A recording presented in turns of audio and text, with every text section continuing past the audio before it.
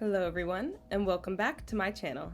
In today's video, I'll be showing you how to make this super cute pumpkin plush decoration.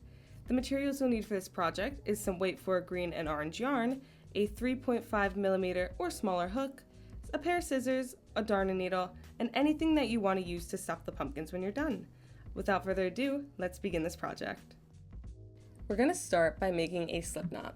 Simply taking the yarn and looping it around your fingers the way I'm showing you here, pulling it through itself and creating a small loop. From there, you'll just insert your hook, pull tight on the smaller end, and you'll have your foundation. For step 2, if you're making the biggest pumpkin, you are going to chain 26 times, and if you're making any of the other sizes, please refer to this chart here. That will also be up on my Instagram if you need it for a better screenshot. Step 3 will be to skip the last stitch you just made, and then make 5 consecutive slip stitches into those chains. To make a slip stitch, you are just going to insert your hook, pull the yarn through, and then pull through the piece on your hook as well. When you're done, it should look a little something like this. For step 4, you are going to make your half double crochets. Simply yarn over, insert through the chain stitch, yarn over again, and pull through the 3 loops that are on your hook. You're going to want to make 15 of these, making sure to count very carefully so you don't mess up the sizing. Try not to pull too tight as you're making these. You want them to be loose enough that as you're going through, none of these stitches have a hard time in the next row, since we're going to be reinserting into each one of them. For step 5, you're going to finish your row with 5 more slip stitches, again trying to be very loose as you go, so that way you can insert them into the next row. If you end up with remaining stitches that you haven't gone into, you counted something wrong, and you need to make sure you go back and count them correctly so the rest of your project fits the right way. Once you're done with this row, you'll simply just chain 1 and then turn your piece around. It should look like this with 2 skinnier ends and the middle being a little bit wider. For step 7, you're going to begin to repeat the pattern just on the other side of the project. I want to show you a zoom in here so you see exactly what stitches you're going into, but you're going to begin with those 5 slip stitches the same way you did it in the previous row. If you ended up pulling a little too tight, or if your tension was too high in the row before, it might be a little difficult to get your hook through. Don't worry about it, and if you need to, you can undo it, but you should just be able to push through if you put a little pressure on it and be okay with it for this row. And then from then on, make sure you're doing it a little bit looser so you don't run into the same issue. I also recommend making sure you're counting very diligently through this part so you don't end up losing your spots. And again, make sure you're only doing 5, no more and no less. From there, you'll continue with 15 more half double crochets, making sure you're going directly into the stitch, that little hole that I just pointed out right here. It's important that you're going through the right spot on these because different rows you'll go into different holes, so make sure that when I tell you to go straight through, you're going through the hole that I pointed out. A good rule of thumb to make sure you don't lose your spot is to count the very tops of the stitches to make sure you have enough. So I'm showing you right here these little top parts that look like a little braid. Make sure you have 15 of them, and then you can continue to step 9, which is going to be to finish off your row with 5 more slip stitches. So long as you counted, you will have exactly enough to finish this row, and again, if not, just undo it, count it all out again, and make sure you're doing this very diligently so you don't end up with a wobbly, uncircular pumpkin. And final reminder for this as well, make sure that you are doing a very loose stitch when you're doing your slip stitches so it's easy to go into them for the next few rows. And then once you reach the final one, make sure that you just chain 1 time and then turn your work around so you can continue on to the next rows. Step 11 is simply to recreate 3 more of the rows I just showed you, going back and forth until you have 5 total rows. On row 6, we are going to start with a new sort of pattern for how we're going to make the pumpkin ridges. So you start simply with your 5 slip stitches again. This does not change no matter what row that you're on. Once you've done your 5 slip stitches, we're going to be changing up how we do the half double crochets. How I mentioned before, we're going to be going through different holes. So basically, look very closely here. At the top of the stitch, you're going to see 2 of those little braid-like stitches. Go into the one in the back, going under and behind, pulling out so you're just on that one singular loop. You want to make your half double crochets into that stitch so you end up using what would be the other half of that braid to make the ridge of the pumpkin. The stitch itself is exactly the same, you're just changing up which part of the previous stitch, so the stitch in the previous row, that you're actually inserting your hook into. To finish up that row, you're going to end it the same way you've been doing, again with just 5 slip stitches. You'll then chain 1 and turn your work so you basically have the first segment that should look exactly like mine. From there, for the next 42 rows, you're going to be following that pattern of 5 normal rows and then 1 with the ridge stitches afterwards. This is going to create a full circle pumpkin where you'll have those ridges to turn it into those little pumpkin bumps you would get if it was real. You'll end up with 48 total rows. For your next step, once you finish the length of the pumpkin itself, you want to flip it so that way the part you want on the inside of your pumpkin is facing outwards. Then you're just going to line those 2 sides up to each other so we can begin to sew them together. Start by inserting your hook into the side that you're already on, and then again through the corner of the other side. These should be into the slip stitch corners.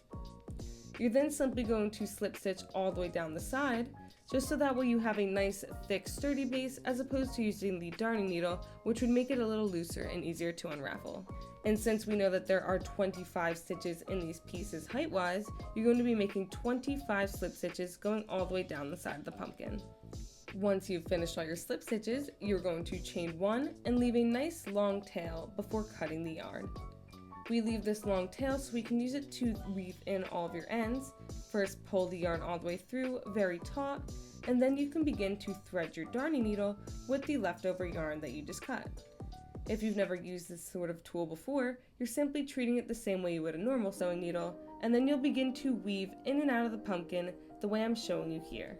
You're only doing this to one of the open ends on the bottom, and you're going to go all the way around so that way you have a stitch, what is basically a running stitch if you sew, going through the back and then front all the way around to the other side. Once you've made it all the way around, pull tightly to begin to close it, and then start weaving through the backs and fronts. Once you've made it all the way around, you're going to tie off your ends here, sewing things together, and then you're just going to weave it a few more times through the front and back. So see here where I'm showing you how I push it straight through one side and the other. This isn't going to create any weird bumps in your piece, it's just going to make it so it's totally fastened before you tie the sides in. And when I say tie, I really do just mean a simple knot, doing it maybe 2 times so that way you don't have to worry about it coming off. I then just like to trim my ends so they're nice and short, and then we'll flip the project inside out so you won't even see them anyways.